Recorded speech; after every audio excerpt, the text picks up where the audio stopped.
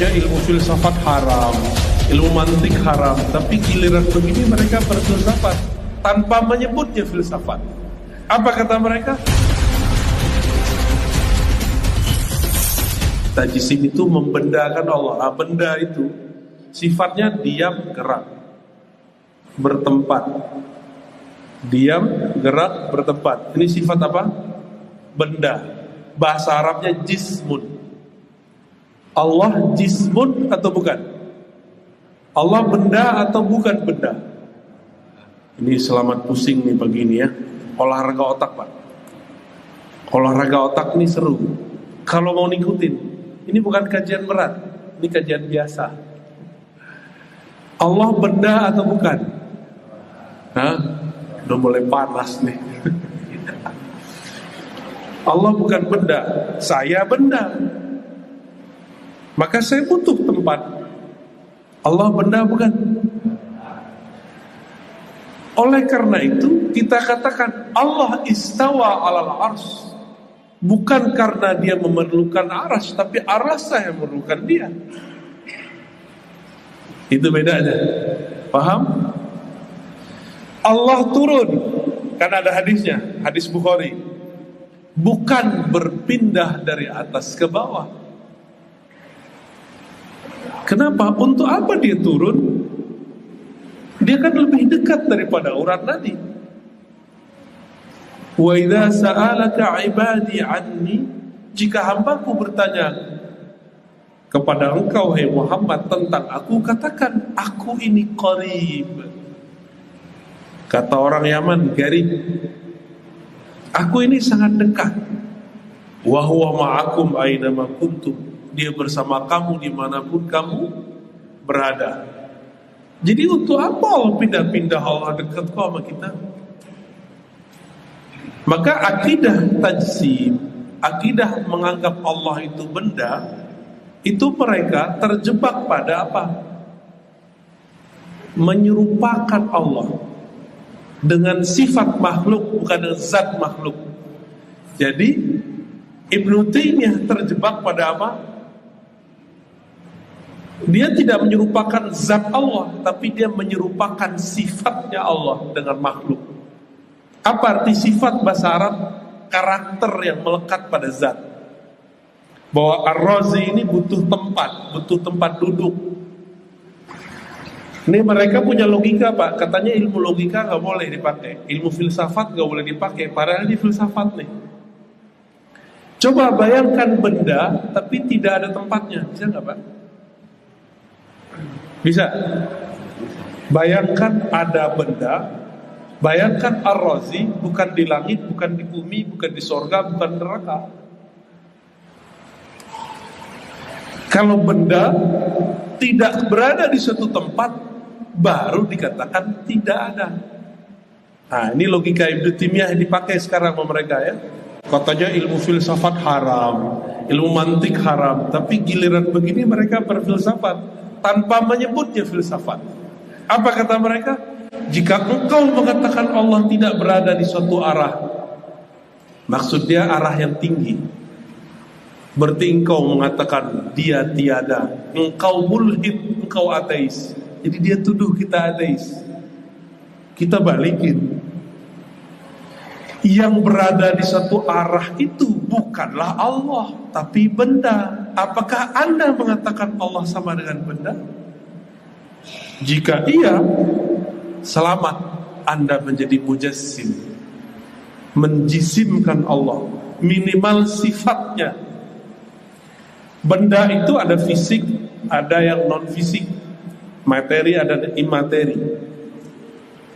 Mereka mengatakan, oh Allah itu bukan materi, tapi imateri. Cuma sifatnya, karakternya berpindah-pindah, duduk di atas aras. Ini kalau mereka, Ibnu Taimiyah sendiri yang ngomong dan mereka ulang. Siapa yang mengatakan Allah tidak berada di suatu arah, sama dengan mengatakan Allah tiada. Ini siapa yang ngomong? Ibnu Taimiyah dan pengikutnya. Berarti dia terjebak. Bagi dia ada itu mesti benda, jisim. Padahal dalam Al-Quran laisa kamitslihi syai'. Surat Syura ayat 11. Tidak ada yang serupa dengannya sesuatu pun. Artinya tiada benda yang serupa dengannya, zatnya ataupun sifatnya. Benda. Tadi kita sebutkan, mungkinkah satu benda dalam keadaan yang sama berada di dua tempat? Enggak. Mungkin. Saya tinggal di Depok, di saat yang sama ngajar di Pekanbaru, bisa nggak? Mustahil, ya. Kecuali Bapak punya keramat.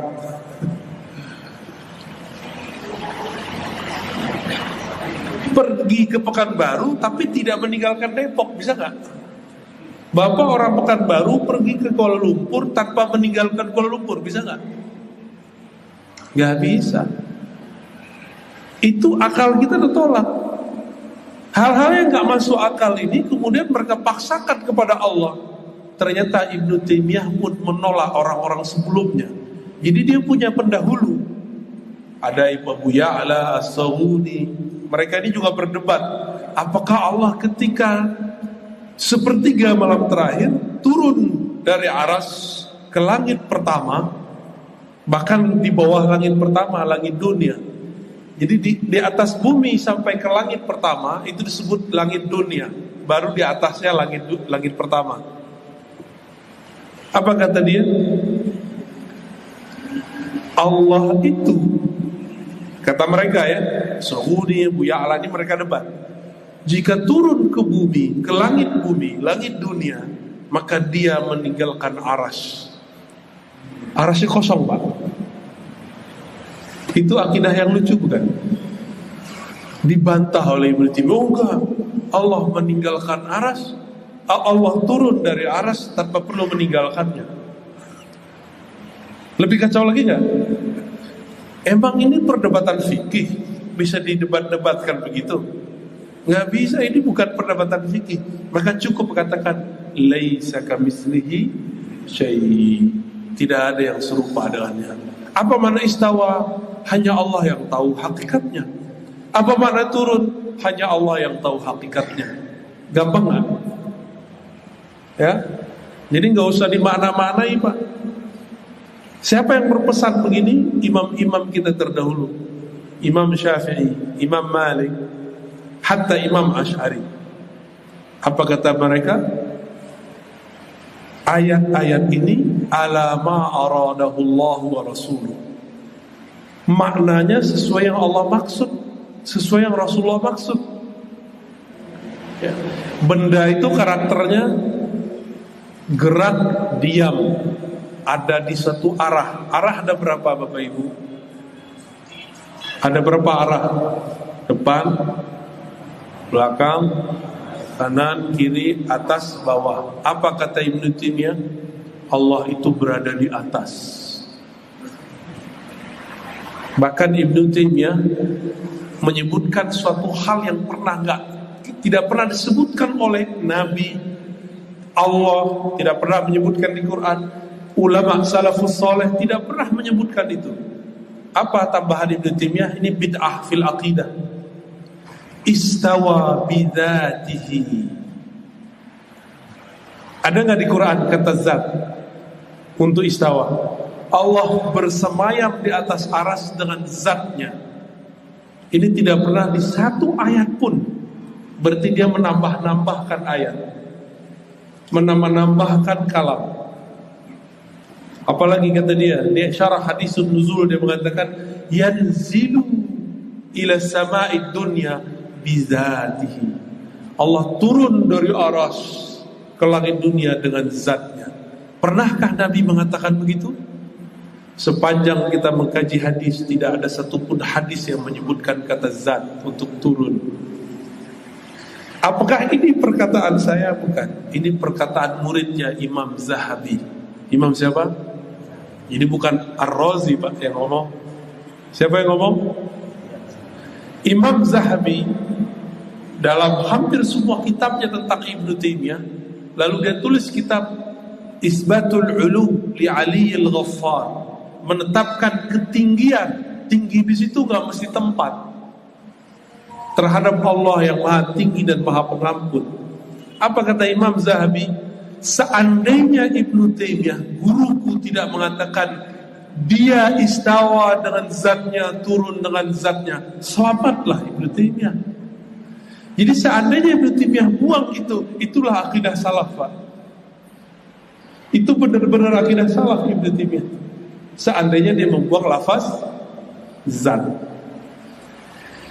Jadi yang mengkritisi Ibnu Taimiyah bukan kita saja, tapi orang di zamannya, bahkan muridnya sendiri.